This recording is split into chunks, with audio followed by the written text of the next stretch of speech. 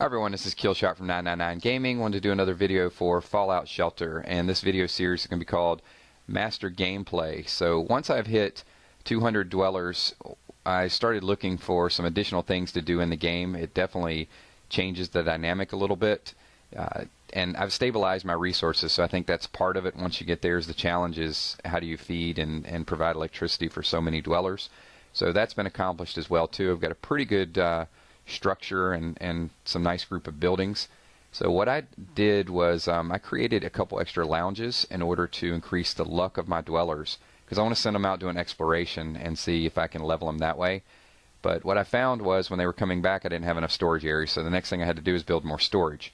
And then I want to send out more people, and I didn't have enough stim packs and meta packs.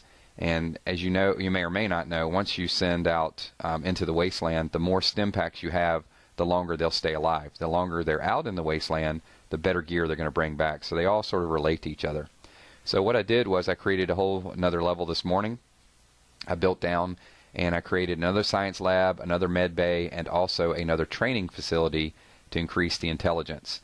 And what we'll do is once we click a few of these things is we'll drag and drop a couple of the scientists that we have into these down at the bottom. I've already done gotten a few down there. And you can see when I clicked on those, they were level 1 and level 2. So let me find my other classroom up here. I've got one on the right side is pretty much my training column for the most part. It helps me keep it organized. So I've got a classroom up near the top, and I also got one at the bottom that I just built. So there's the upper classroom. So I can just drag one of these guys down that's been cooking or training for a little while. And you can see the I3. That shows, if you have the 3, it shows that the room, or any number, perhaps I4, the room's not full. So that's going to be a gain until you fill that up. If the room is already full, you're going to see a plus sign beside it. And what that basically means is it's going to take the person that you're dragging down there and it's going to replace it with the lowest. So right now with these, that's actually somebody that was high in perception that was cross-training. But I will, that's going to help my water production. Since it's a little bit light, I'll just go ahead and drop them in there. Flip-flop those two so the other person will automatically go in the room and start training intelligence. So let's drag, let's get back to our science labs and our med bay. So there you can see there's a net gain of 2 for each one of those.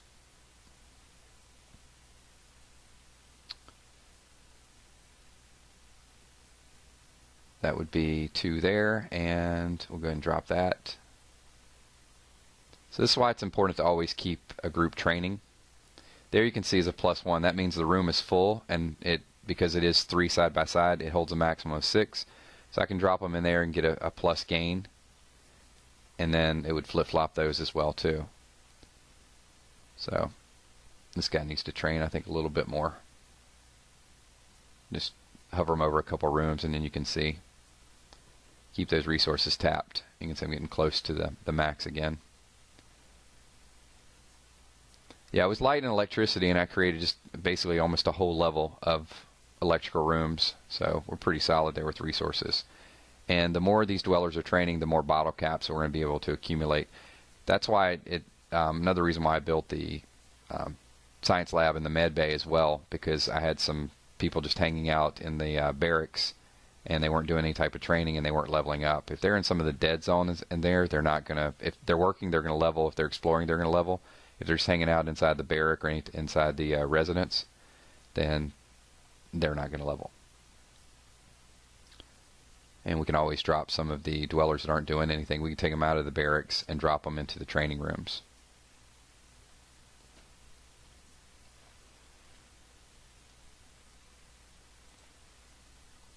Alright, just a quick scroll through. There you can also see my well, we'll go back to the science labs and the med bay combination down here. So the outfits, there you can see Sarah. She's just wearing nothing, the regular outfit. So what I want to do is look through and see if I have anything that adds intelligence, and I don't. That's another reason to get some explorers out there, because I got some pretty good charisma suits, and I got formal wear, which helps with the luck. So I can go into the lounge and just click on them, and that's going to help them find some better items. But I definitely need some science, some lab coats, and some other things in order to increase the rate at which they produce the stim packs. So you can see Tammy Myers, her luck, and then I just added the formal wear, and that chart on luck went all the way up to the top. So she's in good shape, and then we got to make sure she's got a good weapon. So give her maybe an infiltrator 8 to 13 weapon so she can live a little bit longer.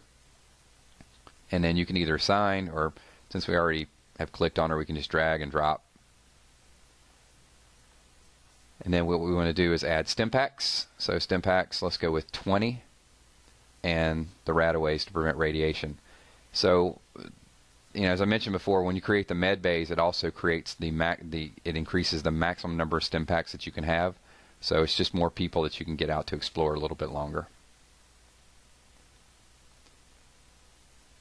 Resources still looking pretty solid there. All right, Tammy is almost at the front door.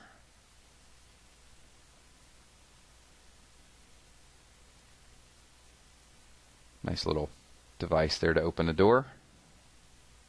Keeps raiders from getting in quite as fast.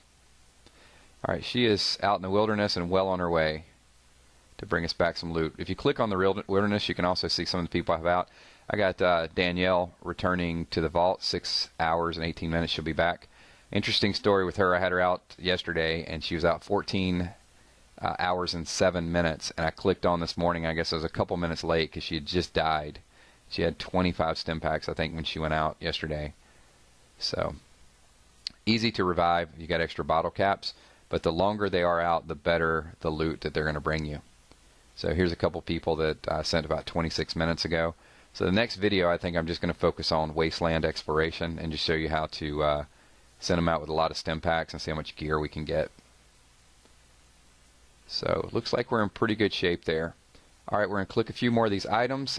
Thanks everyone for watching this master gameplay. Please subscribe below. Let me know some ideas, some comments that you'd like to see, or anything you ran into with Fallout Shelter.